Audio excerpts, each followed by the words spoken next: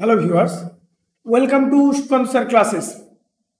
তো রেগুলার আমাদের যে সায়েন্সের ভিডিওগুলো চলে, আজকে জীবন বিজ্ঞানের বিবিধ বা মিক্সড কোয়েশ্চেন রয়েছে, 20টি বাছাই করা কোয়েশ্চেন, যেগুলো সমস্তটাই কিন্তু এক্সামের জন্য ইম্পর্টেন্ট বা এক্সামের পয়েন্ট অফ ভিউ থেকে ইম্পর্টেন্ট, ঠিক আছে, বা পিওয়াইকিউ অর্থাৎ প্রিভিয়াস ইয়ার কোয়েশ্চেন অ্যান্সার আকারে রয়েছে। ওকে, তোমরা জানো আপকামিং রেলওয়ে পিএসসি স্পেশাল সিরিজগুলো আমাদের চলছে। এটা দেখো জীবন বিজ্ঞানের 20 নম্বর ভিডিও, সমস্তটাই তোমাদের প্লে লিস্টে তৈরি করা আছে, প্লে লিস্ট থেকে তোমরা দেখে নিতে পারো।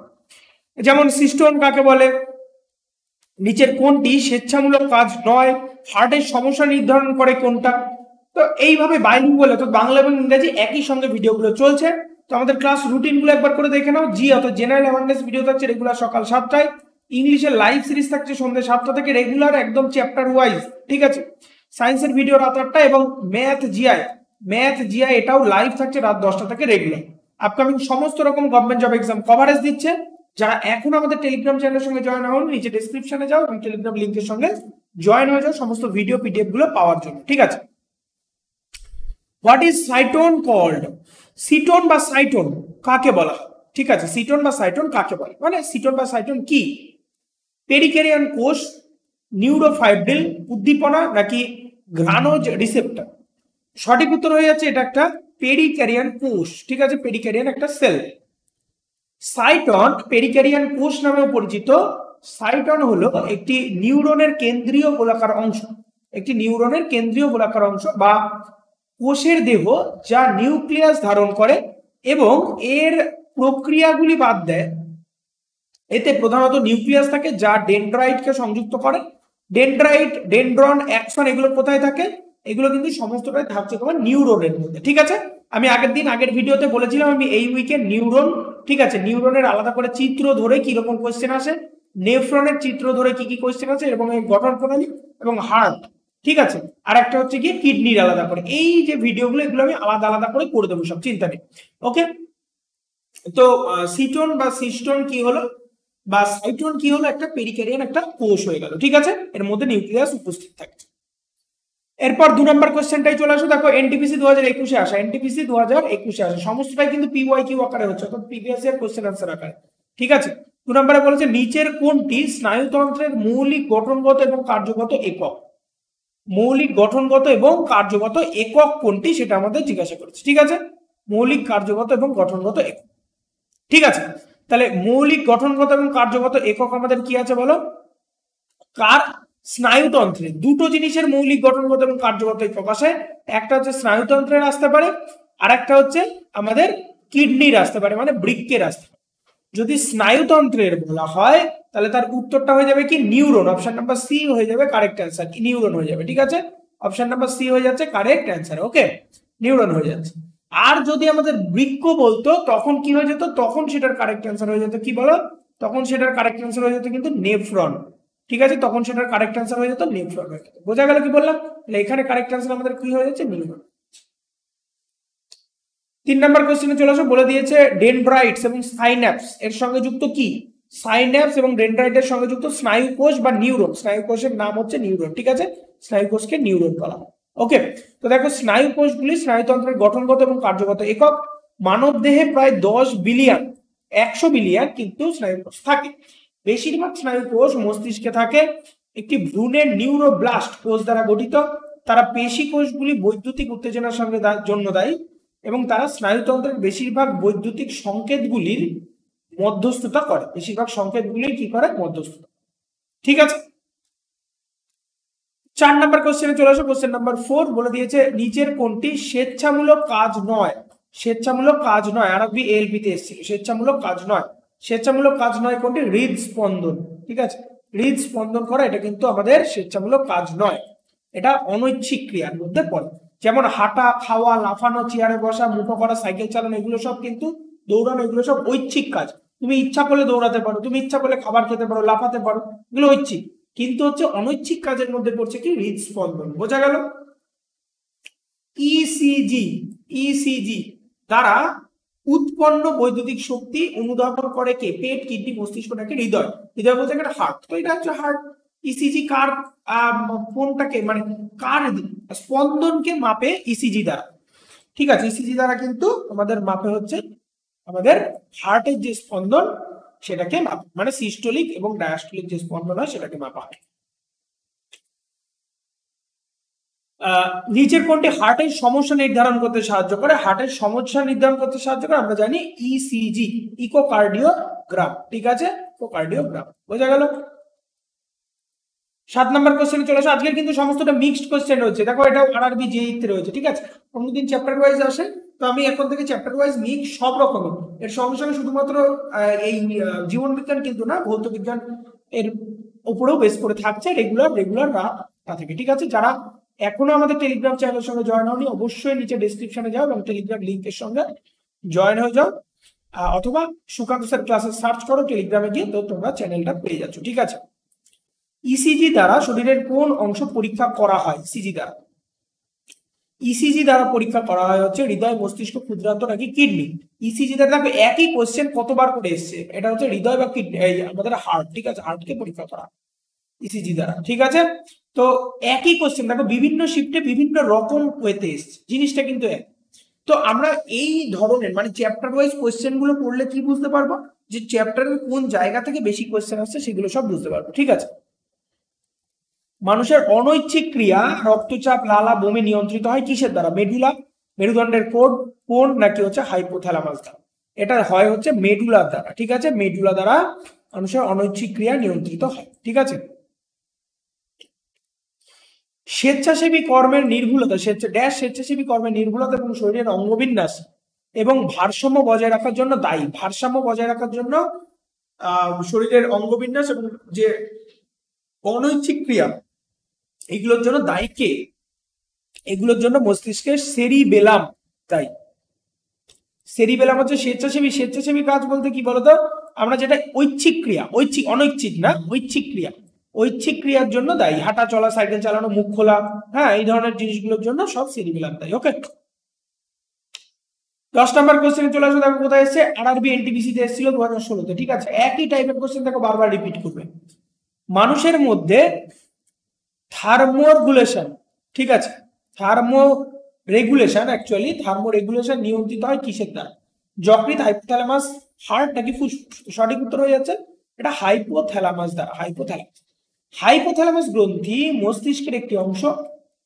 পিটিউটারি গ্রন্থির নিঃসরণ এই গ্রন্থি দ্বারা নিয়ন্ত্রিত হয়। ক্ষুধা, তৃষ্ণা, তাপ, রাগ, সুখ, যৌন মিলন, এগুলো শারীরিক কাজ সমস্তটাই কিন্তু এই হাইপোথ্যালামাস নিয়ন্ত্রিত করা। ঠিক আছে, বা নিয়ন্ত্রণ করে। ওকে, মানুষের মস্তিষ্কের কোন অংশ বুদ্ধি, স্মৃতি, আবেগের কেন্দ্র? মস্তিষ্কের কোন অংশ বুদ্ধি, স্মৃতি এবং আবেগের কেন্দ্র? হাইপোথ্যালামাস, সেরিব্রাম, কর্পাস এবং মধ্য মস্তিষ্ক। সেটা হয়ে যাচ্ছে সেরিব্রাম। সেরিব্রাম হচ্ছে বুদ্ধি, স্মৃতি, আবেগ এগুলোকে নিয়ন্ত্রণ করে সমস্তটা। ঠিক আছে, সেরিব্রাম। তো দেখো সেরিব্রাম হলো মস্তিষ্কের একটি অংশ যা বুদ্ধিমত্তা, স্মৃতি এবং আবেগের কেন্দ্র। ভ্রূণগত ভাবে সেরিব্রামটি প্রোসেনসেফালন থেকে উদ্ভূত হয়। এটি অঙ্গবিন্যাস, সমন্বয়, ভারসাম্য, স্বেচ্ছাসেবী পেশির নড়াচড়া ইত্যাদি নিয়ন্ত্রণ করে। এর প্রধান কাজ শরীরের ভারসাম্য বজায় রাখা। এটি শরীরের স্বেচ্ছাসেবী পেশিগুলির সংকোচন নিয়ন্ত্রণ করে। স্বেচ্ছাসেবী বলতে যেগুলো ঐচ্ছিক পেশি তাদের সংকোচনকেও নিয়ন্ত্রণ করে কে? সেরিব্রাম। তো সেরিব্রামের কাজগুলো আমাদের সব মুখস্থ রাখতে হবে। ওকে, 12 নম্বর কোশ্চেনে চলে আসো। বলেছে আমাদের চোখের লেন্সের কাজ কি? চোখের লেন্সের কাজ হচ্ছে আমাদের লেন্সের কাজ যেটা সেটা হচ্ছে ফোকাল দূরত্ব বা ফোকাল দৈর্ঘ্যকে নিয়ন্ত্রণ করা হচ্ছে, পরিবর্তন করা হচ্ছে লেন্সের প্রধান কাজ। আমাদের চোখের লেন্সের কাজ হলো চোখের ফোকাল দূরত্ব পরিবর্তন করা। কোনো বস্তু থেকে আলোক রশ্মি যখন কর্নিয়ায় পৌঁছায় তখন তা প্রতিসৃত হয়ে চোখে প্রবেশ করে। এটি রেটিনার উপর বস্তুর একটি বিপরীত চিত্র তৈরি করে, তারপর বস্তুটি আমাদের চেহারা মানে চোখের গঠন। ঠিক আছে, আমি ওই যে গঠনগুলো বলবো বলেছিলাম তার মধ্যে একটা গঠন হচ্ছে চোখের গঠন। তো এই চোখের যখন লেন্সের তুমি গঠন দেখছো তখন কি হয়, সবসময় প্রতিবিম্বটা কিন্তু উল্টো তৈরি হয়। ঠিক আছে, যদি একটা মানুষ এবার দাঁড়িয়ে থেকে পা নিচে চলে যায়, মাথা অ্যাকচুয়ালি উপরে চলে যায় চোখের মধ্যে, এবং এর ফলে যখন মস্তিষ্কে প্রেরণ হয় তার ফলে অ্যাকচুয়ালি আমরা সেটাকে সোজা করে চোখেরটা দেখতে পাই। ঠিক আছে, 13 নম্বর কোশ্চেনে চলে আসো। 13 নম্বর কোশ্চেন আমাদের বলছে রেটিনার যে অংশে দৃষ্টি সবচেয়ে বেশি সেটা কি? দৃষ্টি সবচেয়ে বেশি সেটা হচ্ছে দৃষ্টি সবচেয়ে বেশি হচ্ছে ফোভিয়া, ঠিক আছে। রেটিনার যে অংশে দৃষ্টি সব থেকে বেশি থাকছে সেটাকে ফোভিয়া বলা, ঠিক আছে। ওকে, কোশ্চেন নাম্বার 14 দেখো, আরআরবি এনটিপিসি 2021-এ আসা, ঠিক আছে। আরআরবি এনটিপিসি 2021-এ আসা বলেছে কি, বলেছে যে নিচের কোন অংশটি মানুষের চোখে আলো প্রবেশ করতে দেয়, ঠিক আছে, আলো প্রবেশ করতে দেয়, রেটিনা, আইরিশ, কর্নিয়া নাকি পিউপিল। সঠিক উত্তর হয়ে যাচ্ছে কি কর্নিয়া, কর্নিয়া চোখে আলো প্রবেশ করতে দেয়, ঠিক আছে, চোখে আলো প্রবেশ করতে দেয়। আলোক রশ্মি চোখের সামনের স্পষ্ট জানালা, অর্থাৎ এটাকে কর্নিয়া বলছে, কর্নিয়া দিয়ে চোখে প্রবেশ করে। কর্নিয়ার প্রতিসরণ শক্তি এমন ভাবে আলোক রশ্মিকে বেঁকিয়ে দেয় তারা অবাধে পিউপিলের মধ্যে চলে যায় এবং আইরিশের মাঝখানের ফোলা অংশ, যার মাধ্যমে চোখে আলো কিন্তু প্রবেশ করে, ঠিক আছে। তো এটা কি, এটা অ্যাকচুয়ালি সব থেকে ভালো হতো হচ্ছে চোখের একটা চিত্র দিলে, ঠিক আছে, চোখের চিত্র দিলে ভালো হতো। আমি এর পরের দিন চোখের গঠন একদম চিত্র ধরে চোখের গঠন কিরকম কি আছে, কোথা থেকে কি হয় সমস্তটাই বলে দেবো। ওকে, 15 নম্বর কোশ্চেনে চলে আসো, বলেছে শরীরের কোন অংশে কর্নিয়া এবং রেটিনা পাওয়া যায়, কোন অংশে কর্নিয়া এবং রেটিনা পাওয়া যায়, কান, চোখ, এখানে পাম, ঠিক আছে, খেজুর নয়, এটা পাম মানে বাংলা খেজুর হয়ে গেছে না। কর্নিয়া এবং রেটিনা পাওয়া যায় অবভিয়াসলি চোখে পাওয়া যায়, ঠিক আছে, চোখের গঠনের পড়তে। তার মানে জীবন বিজ্ঞান আমি যে যে কোশ্চেন অ্যান্সার গুলো পড়লাম তার মধ্যে গঠন কোনগুলো খুব ইম্পর্টেন্ট হচ্ছে, এক হচ্ছে নিউরন, সেকেন্ড হচ্ছে নেফ্রন, 3 নাম্বার হচ্ছে চোখ, আর নেফ্রনের মধ্যে কিডনির গঠন, ঠিক আছে। এগুলো কিন্তু সমস্তটাই খুবই ইম্পর্টেন্ট, ঠিক আছে। এগুলোর গঠন একদম কাজ খুব ভালো করে কোন অংশের কি কাজ এগুলো জেনে রাখলে সমস্তটা তোমার হয়ে যাবে। ওকে, 15 নম্বরে কি বলেছে, শরীরের কোন অংশে কর্নিয়া এবং রেটিনা পাওয়া যায়, কর্নিয়া এবং রেটিনা পাওয়া যায় কোন অংশে, কান, চোখ, তো এটা তো বললামই চোখে পাওয়া, ঠিক আছে।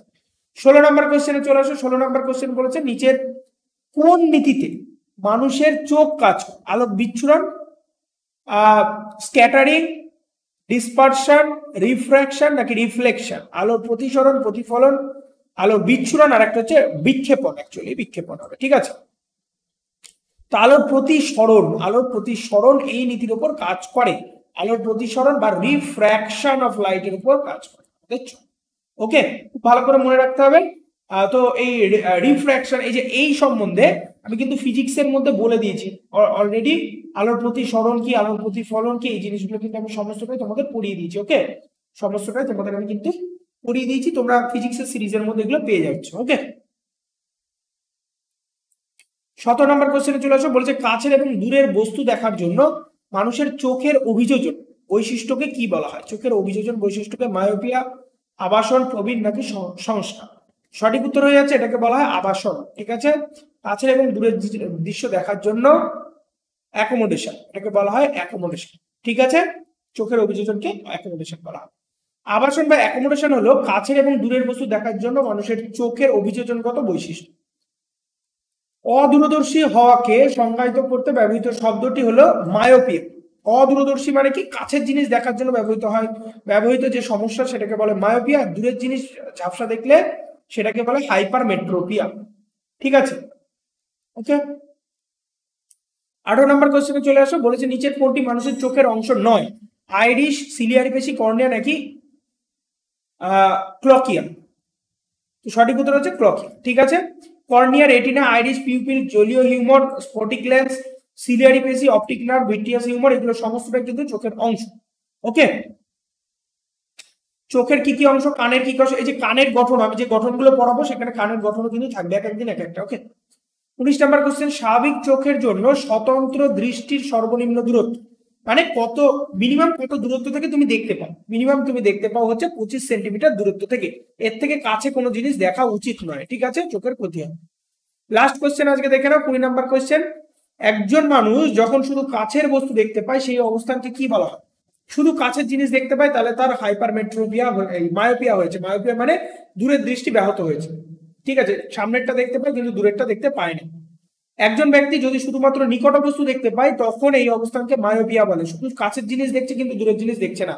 অন্যদিকে যদি দূরের জিনিস দেখতে পায় কাছের জিনিস দেখে তাহলে সেটাকে বলা হয় হাইপারমেট্রোপিয়া, ঠিক আছে। তাহলে মায়োপিয়া মানে কি, দুটো খুব গুলিয়ে যায়, খুব মাথায় ভালো করে রাখতে হবে, বারবার আসে। মায়োপিয়াটা কি, যারা নিকটবর্তী মানে কাছের জিনিস দেখে দূরের জিনিস দেখে না, এটা হচ্ছে মায়োপিয়া। হাইপার মেট্রোপিয়া দূরের জিনিস দেখে কাছের জিনিস দেখে। তো আজকে এই পর্যন্ত। রেগুলার এই ধরনের সিরিজগুলো চলছে রেগুলার রাত 8টা থেকে। যারা এখনো আমাদের টেলিগ্রামের সঙ্গে জয়েন হওনি, নিচে ডেসক্রিপশন থেকে টেলিগ্রাম লিঙ্কের সঙ্গে জয়েন হয়ে যাও, সমস্ত ভিডিও পিডিএফ গুলো ওখানে দিয়ে দেওয়া হয়, ঠিক আছে? আর অথবা টেলিগ্রামে গিয়ে সার্চ করো সুকান্ত স্যার ক্লাসেস, সেখানে তোমরা পেয়ে যাচ্ছ। ওকে, ভালো লাগলে লাইক কমেন্ট সাবস্ক্রাইব করো, খুব ভালো করে পড়ো, সিরিজগুলো দেখতে থাকো। Be successful in your life.